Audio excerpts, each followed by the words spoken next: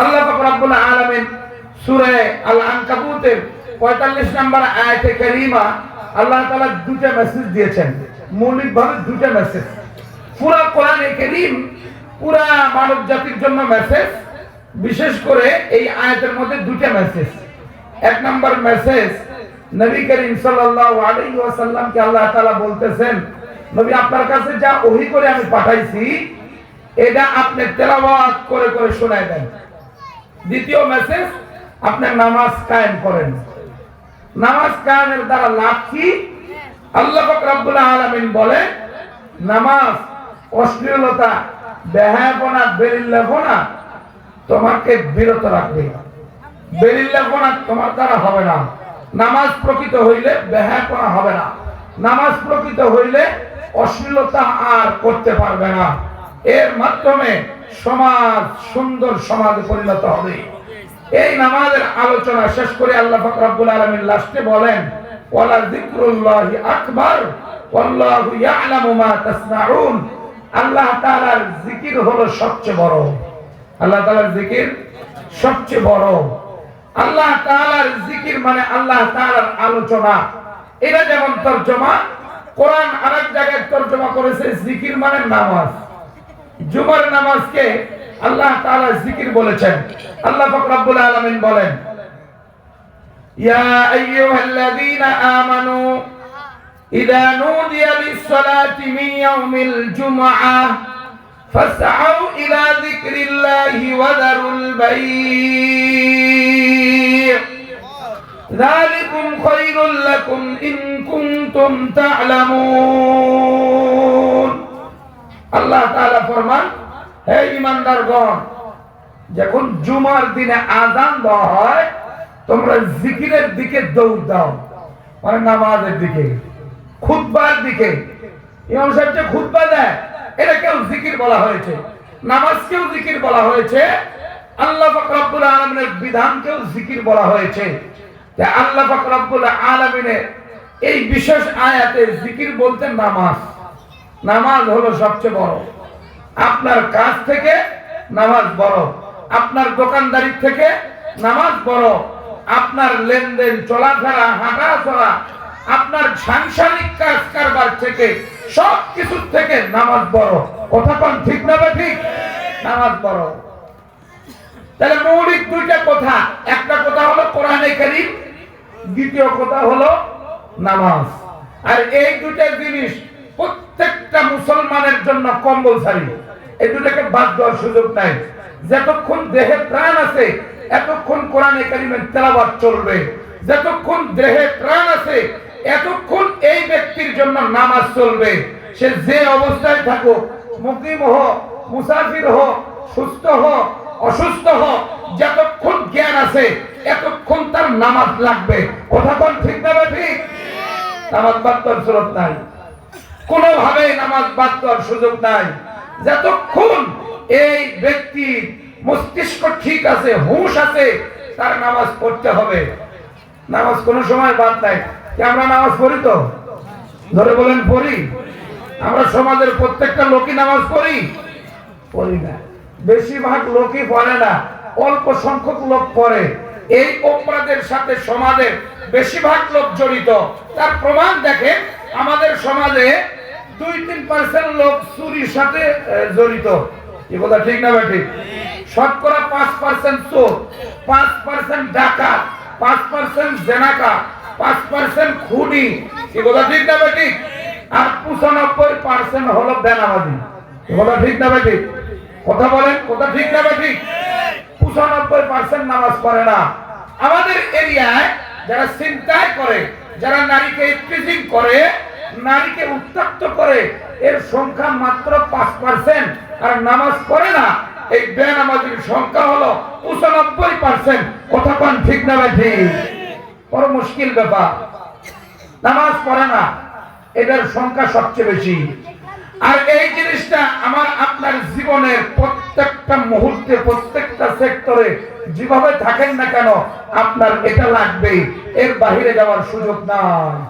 কিন্তু আজকে আমরা এটা বাস্তবায়ন করি না। এই জন্য আমি আপনি যেভাবে কোরআন থেকে দূরে সরে পড়েছি, নামাজ থেকে আরো বেশি দূরে সরে পড়েছি। যে কোরআন থেকে দূরে সরে পড়লে সে নিজেকে দূরে সরাই দিল আল্লাহর রহমত থেকে। যে কোরআন থেকে দূরে সরে পড়বে সে নিজেকে বঞ্চিত করলো আর মাহরুম করলো। কোরআনের কোনো লস নাই। ওটা ঠিক না? ঠিক, কোনো লস না। এই কোরআনের বড় পাওয়ার আর বড় মর্যাদা, কোরআনের সাথে আপনি থাকবেন, আল্লাহ তাআলা এই কোরআনের ওসিলায় আপনাকে ইজ্জতবান বানায় দিবেন।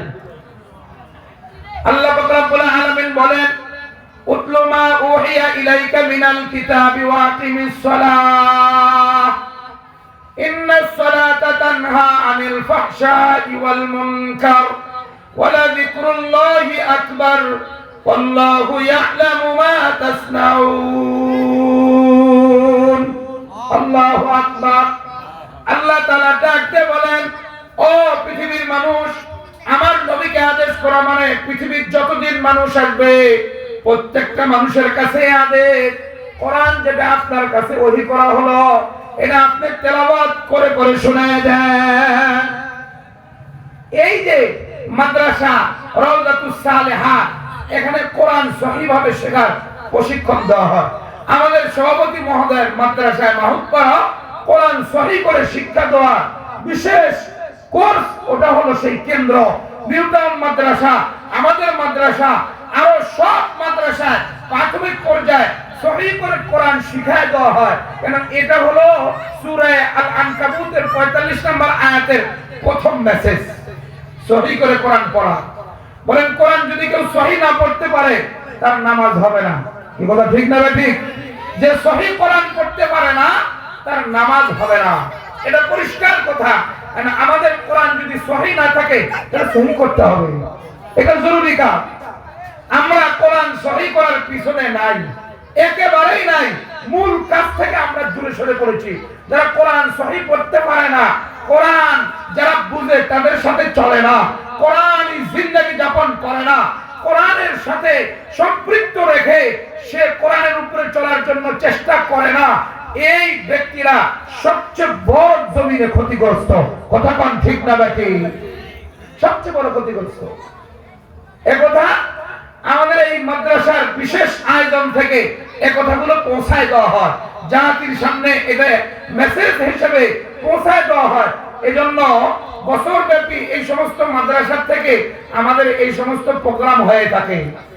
আপনি আর্থিক সহযোগিতা করবেন, বুদ্ধি দিয়ে সহযোগিতা করবেন, ছাত্রী দিয়ে সহযোগিতা করবেন, ছাত্র দিবেন, আর আপনাকে আমরা কোরআনের সেই বিশেষ মেসেজ জানাই দিব না, শোনাই দিব না, এটা হইতে পারে না। আপনারা এগুলো সহযোগিতা করবেন, আপনাকে আমরা সহি কোরআন পড়ায়া সহি দিনের উপরে উঠায়া আপনাদেরকে জান্নাতে নিয়ে যেতে চাই। রাজি আছেন কিনা? হাত উঠান। নারায়ে তাকবীর, নারায়ে তাকবীর।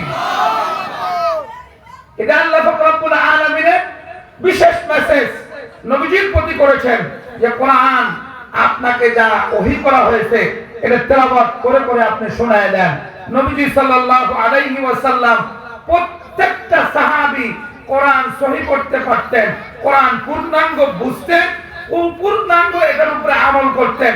কোন একজন সাহাবী পাবেন না যে কোরআন সহিভাবে পড়তে পারে না, ইনি বুঝে না, ইনি কোরআনী জিন্দেগি যাপন করবে না, এরকম একটা সাহাবী পাবেন না। তাহলে আমরা মুসলমান শতকরা 5 জন পড়তে পারি আর 95 জন সহি করে পড়তে পারি না। এটা আমাদের জন্য খুশির সংবাদ না দুঃখের সংবাদ? জোরে বলেন। দুঃখের সংবাদ। এই জন্য আপনার মেয়েকে দেন, দিয়ে এখানে আপনার মেয়েকে দিনদার বানান, কোরআন সহি কোরআন মেয়ের মুখের সাথে মুখ মিলায় মিলায় কোরআন শরীফ শুদ্ধ করেন। মেয়ের মুখের সাথে মুখ মিলায় মিলায় আপনি কোরআন শরীফের সূরাগুলোকে শুদ্ধভাবে শিখেন। এটা যদি শিখতে থাকেন তাহলে আপনার জন্য ভবিষ্যৎ উজ্জ্বল। আল্লাহ তাআলা এই ওসিলা আপনাকে মাফ করে দিবেন। সুবহানাল্লাহ। মুফাসসিরিন একরাম তাফসীরের কিতাবে লিখেছে, মুসলমান দিলের কানে শুনবেন, আল্লাহ তাআলা কোরআনে কারীমের মধ্যে বলেন, وقال الرسول يا رب إن قوم اتخذوا هذا القرآن مهجورا। আল্লাহর রাসূল কিয়ামতের দিন মুকদ্দমা দায়ের করবে, ও মালিক আমার উম্মতের মধ্যে এরা ছিল আমার কোরআনকে বর্জন আমার কোরআন পড়ে নাই, আমার কোরআন তেলাওয়াত করে নাই, আমার কোরআনের জিন্দেগি যাপন করে নাই, আমার কোরআনের উপরে তার জীবন পূর্ণাঙ্গভাবে সাজায় নাই, আমি নবীজি মোকদ্দমা দায়ের করলাম, এর বিচার না হয়ে তার হাসরের ময়দান থেকে যাওয়ার সুযোগ থাকবে না। আফসোস, পরিতাপ হবে ওই সময় যখন এই ব্যক্তিগুলা তাকে বিশেষভাবে প্রমাণ করতে পারবে না যে আমি কোরআনওয়ালা ছিলাম কিনা। কোরআন তেলাওয়াত পারে না, কোরআন বর্জনকারী, কোরআন জীবনে সে বাস্তবায়ন করে নাই, কোরআনের উপরে সে চলে নাই, কোরআন ওয়ালাদের সাথে চলে নাই, কোরআন ওয়ালা যারা হক্কানি আলেম তাদের পথ ধরেও চলে নাই, এই ব্যক্তি নিশ্চিত সে কোরআন বর্জনকারী। মোকদ্দমা দিবেন স্বয়ং নবী, অন্য কেউ নয়। অন্য কারো মোকদ্দমা, অন্য কারো বিচার সে আপনার নামে কেস করলো, সে সাধারণ লোক নয়।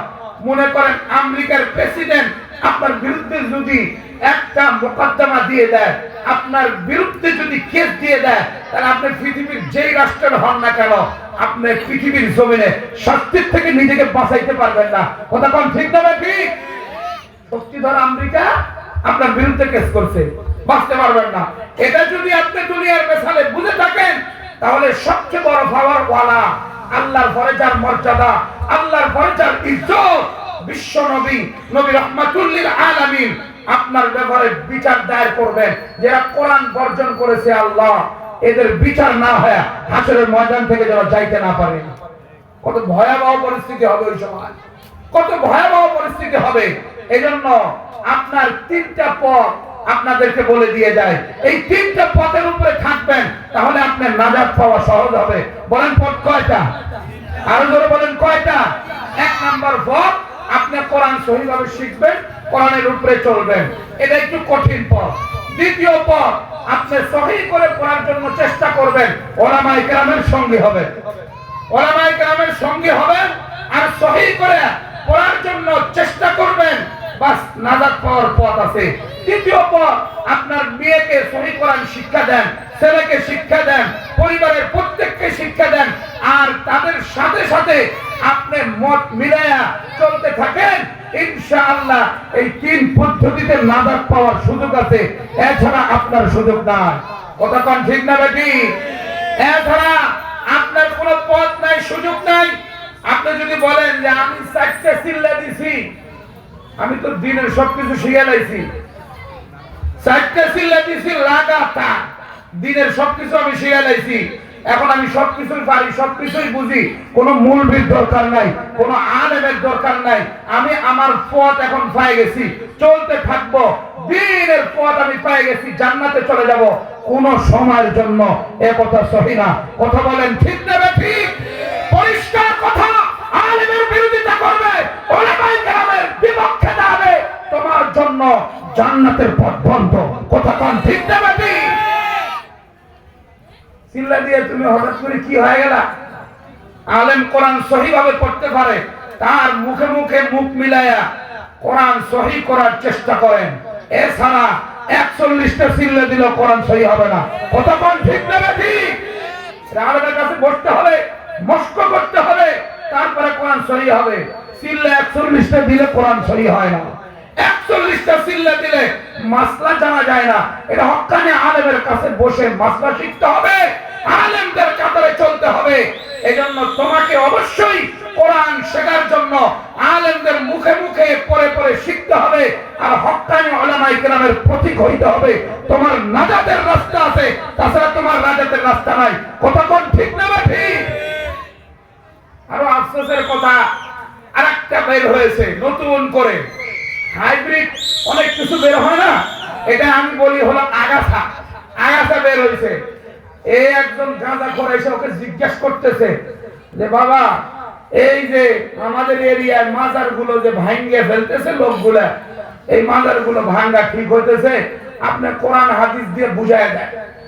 এটা দাড়ি ক্লিন শেভ, দাড়ির কোনো গোষ্ঠী রাখে নাই, চাইছে শেষ করে নিয়েছে, পাঞ্জাবি নাই, টুপি নাই, কোন ইসলামের কোন ধার ধারে না। এখন কোরআন হাদিস থেকে দিক নির্দেশনা দিতেছে। কবর হলো দুই রকম, একটা হলো হাকিকি কবর, আর একটা হলো জাহিরি কবর। কবরের আলামত দিতেছে, বিভিন্ন রকমের শরীয়তের কথাগুলো শিখাচ্ছে। এটা বেশি দূরের কেউ নয়, এই জীবন মহলের মালিক। চিনেন কিনা? এক ভণ্ড, প্রতারক, দিন বিদ্বেষী, শরীয়ত বিদ্বেষী, যে এ দেশে মানুষকে বিভ্রান্তিকর কথা শোনাচ্ছে। এই দায়িত্ব উলামায়ে কেরামের। সঠিক কোরআনের ব্যাখ্যা দিবে কার দায়িত্ব জোরে বলেন? উলামায়ে কেরামের দায়িত্ব। সঠিক কোরআন হাদিসের ব্যাখ্যা দিবে একজন মক্খরকে সহযোগী করে, একজন নারীদেরকে লেলিয়ে দেয়, নারীদেরকে উন্মাদনার জন্য, বেপরদার জন্য সেই বিনোদন ছেড়ে দিয়ে রাখছে। ওই জায়গায় নারীদেরকে জেনার প্রমোট করে, সে ব্যক্তি কোনোদিন কোরআন হাদিসের ব্যাখ্যা দিতে পারে না। এদের সমর্থন যারা চলবে তা আগায় যাবে। দিন বিদ্রোহী, শরীয়ত বিদ্রোহী কোনোদিন মুসলমানের বন্ধু হইতে পারে না। সাবধান হইতে হবে, আমাদেরকে এ ব্যাপারে সচেতন হইতে হবে। মুসলমান, আমি ক্লিয়ার ভাষায় আপনাদেরকে বলে যাচ্ছি, আপনারা একত্রিত হন। এইরকম শয়তানকে এ দেশে বন্ধ যদি না করে ষড়যন্ত্র, তাকে ঠিক থাকতে দেওয়া হবে না, হবে না, হবে না। আশ্চর্য ব্যাপার, সে প্রশ্ন করতেছে, জবাব দিতেছে কোরআন হাদিস থেকে। এর আবার ভিউ হইতেছে, এটাকে পোস্টে বুস্ট করা হচ্ছে, ফেসবুকে বুস্ট করে ছড়িয়ে দেওয়া হচ্ছে। কি আশ্চর্য ব্যাপার! সে তো আজীবন নারী পুরুষ অবাধে মিলেমিশা করে এই জায়গায় একত্রিত হয়, এই জেনার রাস্তা খুলে রেখেছে, এখান থেকে ইনকাম করে। এর ইনকামই তো হালাল না, কথা কোন ঠিক না ঠিক? তার ইনকাম হালাল না, তার ইনকাম পুরোটাই অবৈধ।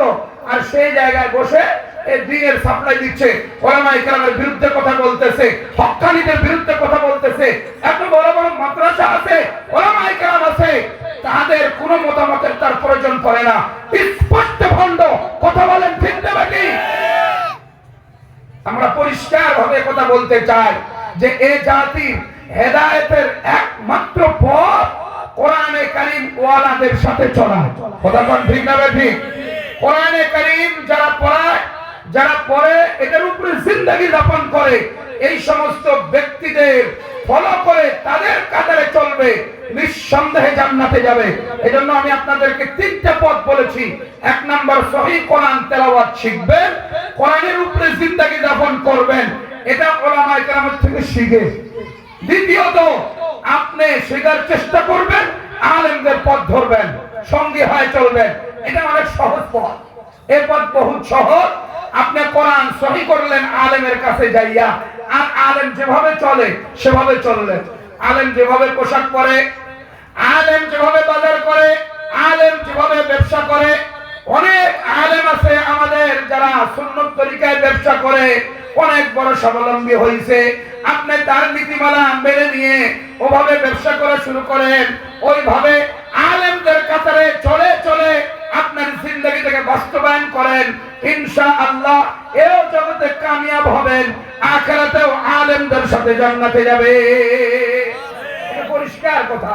তৃতীয় পথ, আপনার ছেলেকে মেয়েকে মাদ্রাসায় দেন, দিয়া ছেলে মেয়ে যেভাবে দিন শিখেছে তাদের পথে হাঁটা শুরু করেন। তাই আমি মূর্খ মানুষ, কিন্তু আমার তিনটে ছেলে আলেম, আমার তিনটে মেয়ে আলেমা, আমি তাদের পথ ধরে চলি, বাস এটাও জান্নাতে যাওয়ার পথ, ইনশাআল্লাহ চলে যাবেন। আমরা ভাইরাল তিনটা বক্তার নাম জানি। তার বাপ একজন জেনারেল, হাফিজুর রহমান কুয়াকাটা, মুফতি হাবিবুর রহমান মেজবা, তারপরে মাহফুজুর রহমান জাবেদ, তিনটা বাংলাদেশের ভাইরাল বক্তা। অথচ এনার বাপ একজন সাধারণ কৃষক, কিন্তু এই তিন সন্তানের কথা মোতাবেক তার জিন্দগি পরিচালনা করে। তাকে দেখলে বোঝা যায় একজন আলেম। কথা কোন ঠিক না ঠিক? সবচেয়ে বড় গুরুত্বপূর্ণ কথা এটাই যে আপনার সন্তান মাদ্রাসা দিয়া ওই সন্তানের ওসিলায় আপনি ওইভাবে দিন মেনে চলতে থাকেন, ইনশাআল্লাহ আপনাকে আর কেউ কোনো কিছু করেও দিন থেকে বিচ্যুতি করাইতে পারবে না। আর আমরা সচেতন থাকব, ঈমান ডাকাতি করে, ঈমান চোর, ঈমান লুণ্ঠন করে, এদের থেকে আমাদের ঈমানকে হেফাজত করব। কথা বল ঠিক না ঠিক?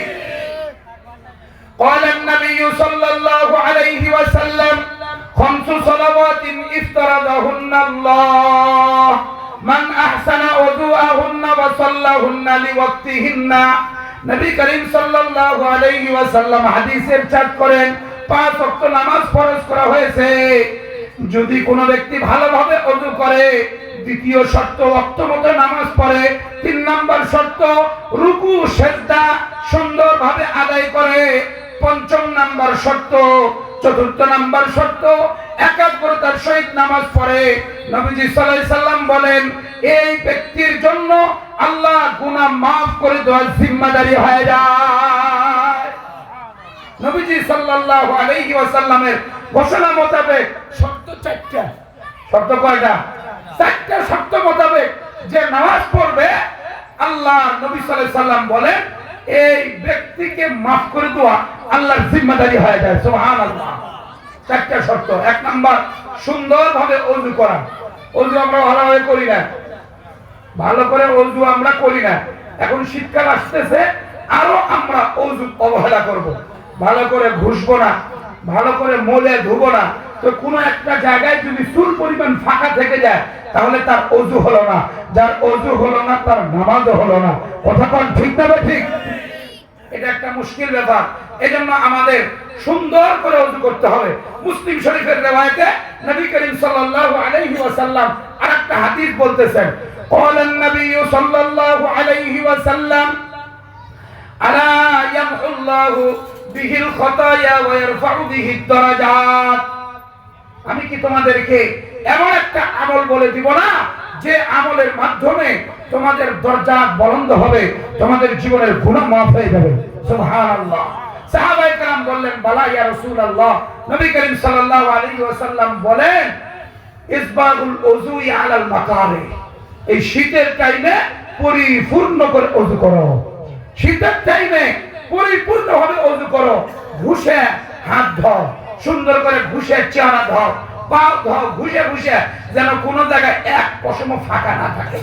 নবী করিম সাল্লাল্লাহু আলাইহি সাল্লাম দ্বিতীয় আমল বললেন ওয়া কাসরাতুল খুতা ইলাল মাসাজিদ। মসজিদের দিকে তোমার ধাপ বেশি হবে, তোমার কদম বেশি হবে মসজিদের দিকে। আজকে যদি আমরা হিসাব করি তাহলে আমাদের কদম বেশি চা স্টলের দিকে। কথা ঠিক না ঠিক? সকালেও চা খায়, দোকানে যায়, আবার বিকালেও, আবার এসার পরে, হ্যাঁ, আবার ঘুম ধরতেছে না, রাত 11টার দিকে উঠে বসে কুতুব ভাই দোকানটা খুল, চা খাইতে হবে। এই হলো আমাদের অবস্থা। চা খাবার স্টলে আমাদের কদম বেশি। নবীজি বলেন যার কদম বেশি হবে মসজিদের দিকে, এই ব্যক্তির দরজা বুলন্দ হবে আল্লাহর কাছে, তার জীবনের গুনাহ maaf হবে। সুবহানাল্লাহ। তৃতীয় নম্বর আমল, সবচেয়ে গুরুত্বপূর্ণ আমল, তৃতীয় নম্বর আমল, নবী করিম সাল্লাল্লাহু আলাইহি ওয়াসাল্লাম বলেন ইন্তিজারুস সালাতি বাদাস সালাহ। নামাজের পরে নামাজের জন্য অপেক্ষা করা। যোহর নামাজ পড়ে আসলো, আবার দিনের মধ্যে টান আসরের আযান কখন হবে, আসরের নামাজ পড়লো দিনের মধ্যে টান কখন আবার মাগরিব হবে, মাগরিবের নামাজ পড়ার মধ্যে দিনের মধ্যে টান কখন আবার এশা হবে, এশার নামাজ পড়ে ঘুমাইতে যায় আর দিনের মধ্যে বলে মালিক কত মানুষ ঘুমাইছে, চলে গেছে, জানাজা হয়ে গেছে, আর জায়গা পায় নাই। আল্লাহ আপনার উপরে ভরসা করে ঘুমাইলাম রে মালিক, যদি হায়াতে রাখো ফজরের নামাজটা মসজিদে পড়ায় দিও। এমন করে ফজরের নামাজের জন্য আকাঙ্ক্ষিত হয়ে থাকে। নবীজি বলেন এই 3 গুণ এত বড় গুণ, এই গুণের কারণে আল্লাহর নৈকট্য অর্জন হবে, তার জীবনের গুনাহ maaf হয়ে যাবে। তিরমিজির হাদিসে নবী করিম সাল্লাল্লাহু আলাইহি সাল্লাম এই 3 কথা বলেছেন যালিকুমুর রিবাত, যালিকুমুর রিবাত, যালিকুমুর রিবাত। এটা হলো এই শয়তানের ব্যাপারে সবচেয়ে বড় অতন্ত প্রহরী। সুবহানাল্লাহ। এই 3 আমল শয়তানের বিরুদ্ধে অতন্ত্র প্রহরী। যেমন পাহারাদারি দেয়, কোন চোর ঢুকতে দেয় না, পাহারাদারি করে। কোন ভূতে যে চুরি করতে আসবে, ডাকাতি করতে আসবে, ওকে ঢুকতে দেয় না। ঠিক এই 3 আমল পাহারাদারি করবে, শয়তান ওয়াসওয়াসা দিয়া তাকে দিন থেকে দূরে সরাতে পারবে না। সবচেয়ে বড় আমল। এই শীতের মৌসুমে আমাদের ওযুরি সবচেয়ে বড় সমস্যা হয়। তাহলে যে ব্যক্তি 4টা শর্তে নামাজ আদায় করবে, এই ব্যক্তির বিশেষ যোগ্যতা অর্জন হবে কি আল্লাহর উপরে জিম্মাদারি হবে, তাকে maaf করে দিবেন। সুবহানাল্লাহ। কয়টা শর্তের সহিত নামাজ পড়তে হবে? 4টা শর্ত। 1 নাম্বার এক নম্বর শর্ত নবীজি বলেন মান আহসানা উযুআহুন্না, সুন্দর করে ওযু করবে। দ্বিতীয় হলো সাল্লাহুন্না লিওয়াক্তিহিন্না, ওয়াক্তের মধ্যে নামাজ পড়বে। এই ওয়াক্তের মধ্যে নামাজ আমরা পড়ি না, যদিও আমরা কিছু বয়স্ক লোকেরা পড়ি, মহিলারা সবচেয়ে বেশি গাফলতি করে। মহিলাদেরকে দেখা যায় যে এনারা এই কি কাপড় গোছাইতেছে, বাচ্চাকে একটু যত্ন করতেছে, থালা বাসন ধুইতেছে, জোহরের নামাজ পিছায় দেয়, আসরের নামাজ পিছায় দেয়, এশারের নামাজ পিছায় দেয়। এই যে নামাজ সময় মতো না পড়া, সময় থেকে পিছায় দেওয়া, এটা অনেক বড় ক্ষতিগ্রস্ত, নিজের জীবনের জন্য অনেক ঝুঁকি একটা ব্যাপার। নামাজের ব্যাপারে যত্নবান, ওয়াক্তের মধ্যে নামাজ পড়া। তাহলে এক নম্বর শর্ত সুন্দর করে ওযু করা। দুই নম্বর শর্ত সময় মতো নামাজ আদায় করা। তৃতীয় নম্বর শর্ত হলো রুকু সিজদা ভালো করে করা। রুকু অনেক সময় আমরা ভালো করে করি না, অল্প করে ঝুঁকেই মাথা উঠায় ফেলি। সিজদাও অনেক সময় আমরা ভালো করে করি না। সিজদা করতে সুন্দর করে সিজদা করা, কমপক্ষে সুবহান রাব্বিয়াল আ'লা তিনবার সুন্দর করে বলা, এটা বলি না, তাড়াতাড়ি করে মাথা উঠায় ফেলে। নবী করিম সাল্লাল্লাহু আলাইহি ওয়াসাল্লামের লম্বা হাদিস বুখারী শরীফে এসেছে, মসজিদে নববীতে নবী করিম সাল্লাল্লাহু আলাইহি ওয়াসাল্লাম বসা, তো এক ব্যক্তি মসজিদে ঢুকলেন, ঢুকে ডান পাশের নামাজ আদায় করলেন। নামাজ শেষ করে নবীজির কাছে এসে সালাম দিয়েছে, আসসালামু আলাইকুম ইয়া রাসূলুল্লাহ। নবীজি সালামের জবাব নিয়েছেন, নেওয়ার পরে বলেন, ইরজি ফাসাল্লি ফা ইন্নাকা লাম তুসাল্লি, তুমি যাও আবার নামাজ পড়ো, তোমার নামাজ হয় নাই। লোকটা আবার গেল, যে আবার নামাজ পড়লো, আবার নামাজ শেষ করে নবীজির কাছে এসে সালাম দিল। তারপরে বলল, ইয়া রাসূলুল্লাহ, আপনার সাথে আমার গল্প আছে, কিছু আমার জিজ্ঞাসা আছে। নবীজি বলেন, ইরজি ফাসাল্লি ফা ইন্নাকা লাম তুসাল্লি, তুমি ফিরে যাও, তোমার নামাজ হয় নাই, তোমার নামাজ হয় নাই, তুমি ফিরে যাও, আবার নামাজ পড়ো। আবার গেল, আবার নামাজ পড়লো, আবার এসে নবীজির সাথে সালাম দিল, কথা বলল। এবার নবীজি বললেন, তুমি ফিরে যাও, তোমার নামাজ হয় নাই, তুমি আবার নামাজ পড়ো। এখন সাহাবী বলতেছে, ইয়া রাসূলুল্লাহ আল্লিমনিস সালাওয়াত, আমাকে নামাজ শিক্ষা দেন। এই 5 ওয়াক্ত নামাজ আমার পড়াতেলা হইতেছে না, আমাকে তাহলে শিক্ষা দেন। নবী করিম সাল্লাল্লাহু আলাইহি ওয়াসাল্লাম তাকে একদম শুরু থেকে নিয়ে লাস্ট পর্যন্ত পূর্ণাঙ্গ নামাজ শিক্ষা দিলেন। মুহাদ্দিসিনে কেরাম হাদিসের কিতাবে বলেন, সবচেয়ে বড় গুরুত্ব দিয়ে নবীজি বললেন যে তোমার রুকু সিজদা ঠিকঠাক হচ্ছিল না, এজন্য তোমার নামাজই বাতিল হয়ে গেছে। বলেন না সুবহানাল্লাহ। আজকে আমাদের তো এই সমস্যা, আমরা রুকু সুন্দর করে আদায় করি না, সিজদা সুন্দর করে আদায় করি না। সিজদা, দুই সিজদার মাঝখানে সুন্দর করে বসতে হবে, এটাই তো আমরা অনেক সময় আদায় করি না, এটা আমাদের বড় মুশকিল। এজন্য তৃতীয় নাম্বার শর্ত রুকু সিজদা সুন্দর করে আদায় করা।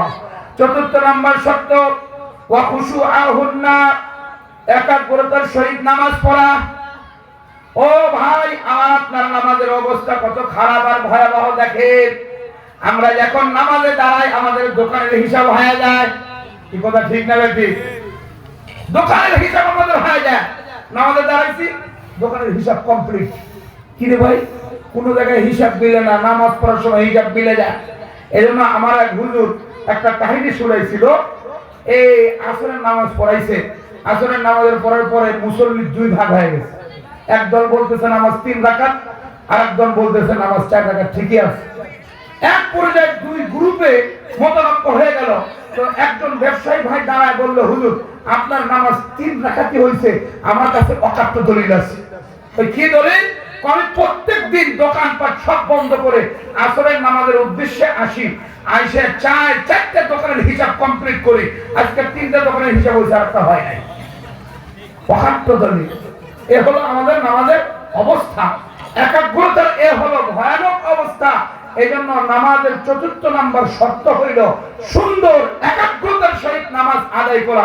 যদি একাগ্রতার সহিত নামাজ আদায় করা হয়, এই 4টা শর্ত যদি মেইনটেইন করা হয়, নবীজি বলেন কানা আলাল্লাহি আহদুন, আল্লাহর উপরে জিম্মাদারি হয়ে যায়, আল্লাহ গফিরাল্লাহ, সুবহানাল্লাহ, আল্লাহ তাআলা তাকে maaf করে দিবেন। আর যদি ওমাল্লাম ইয়াফআল যালিকা, আর যদি এই 4 শর্তের কোন একটা শর্ত যদি ছুটে যায়, যদি রুকু ঠিকঠাক না আদায় করে, যদি মনোযোগী নামাজে না হয়, যদি ওয়াক্ত মতো নামাজ আদায় না করে, চারটার মধ্যে কোনো একটার মধ্যে ত্রুটি হয়ে গেল, আল্লাহর নবীজি বলেন কানা আলাল্লাহি আহাদুন আন ইয়াগফিরা লা, এই শর্ত আর থাকবে না। আল্লাহ যদি চায় তাকে মাফ করতে পারেন, আল্লাহ যদি চায় তাকে শাস্তিও দিতে পারে। এগুলো চারটা শর্ত সহিত নামাজ আদায় করা। আমি মা বোনদেরকে বিশেষভাবে অনুরোধ করব যে আপনি চারটা শর্তকে মেনটেন করেন। আপনি নামাজের আগে সুন্দর করে ওযু করেন, ওয়াক্তের মধ্যেই নামাজ আদায় করেন, আপনার রুকু সিজদা যেন সুন্দর হয়। এটা আলেমের থেকে নামাজ দেখে নেন, আলেমের থেকে ওযু সুন্দর করে দেখে নিয়া এটাকে প্রশিক্ষণ দিয়ে শিখেন। তারপরে নামাজের মধ্যে একাগ্রতার জন্য আপনি প্রশিক্ষণ নেন, কিভাবে নামাজের মধ্যে মনোযোগী হওয়া যায়।